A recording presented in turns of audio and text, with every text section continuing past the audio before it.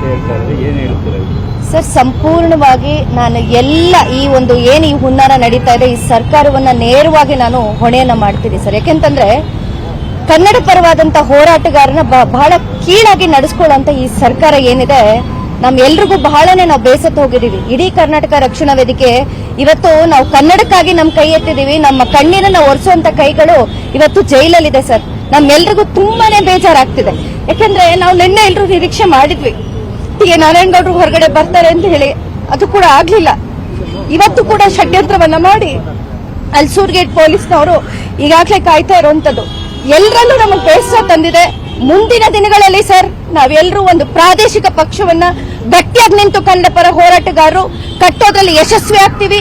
ಈ ಎಲ್ಲ ರಾಜಕಾರಣಿಗಳಿಗೂ ಮುಂದಿನ ದಿನದಲ್ಲಿ ಒಂದು ದೊಡ್ಡ ಮಟ್ಟದಲ್ಲಿ ಉತ್ತರವನ್ನ ಕೊಡ್ತೀವಿ ಅಂತ ಹೇಳಿ ಮುಖಂಡರನ್ನ ಹೇಳೋದಕ್ಕೆ ಬಯಸ್ತೀವಿ. ಕನ್ನಡ ಪರವಾದಂತ ಹೋರಾಟಗಾರನ ಬಹಳ ಕೀಳಾಗಿ ನಡೆಸ್ಕೊಳ್ಳುವಂತ ಈ ಸರ್ಕಾರ ಏನಿದೆ, ನಮ್ಮೆಲ್ರಿಗೂ ಬಹಳನೇ ನಾವು ಬೇಸತ್ತು ಹೋಗಿದೀವಿ. ಇಡೀ ಕರ್ನಾಟಕ ರಕ್ಷಣಾ ವೇದಿಕೆ ಇವತ್ತು ನಾವು ಕನ್ನಡಕ್ಕಾಗಿ ನಮ್ಮ ಕೈ ಎತ್ತಿದೀವಿ, ನಮ್ಮ ಕಣ್ಣೀರನ್ನ ಒರೆಸುವಂತ ಕೈಗಳು ಇವತ್ತು ಜೈಲಲ್ಲಿದೆ ಸರ್. ನಮ್ಮೆಲ್ರಿಗೂ ತುಂಬಾನೇ ಬೇಜಾರಾಗ್ತಿದೆ. ಯಾಕೆಂದ್ರೆ ನಾವು ನಿನ್ನೆ ಎಲ್ರು ನಿರೀಕ್ಷೆ ಮಾಡಿದ್ವಿ ಹೀಗೆ ನಾರಾಯಣಗೌಡರು ಹೊರಗಡೆ ಬರ್ತಾರೆ ಅಂತ ಹೇಳಿ, ಅದು ಕೂಡ ಆಗ್ಲಿಲ್ಲ.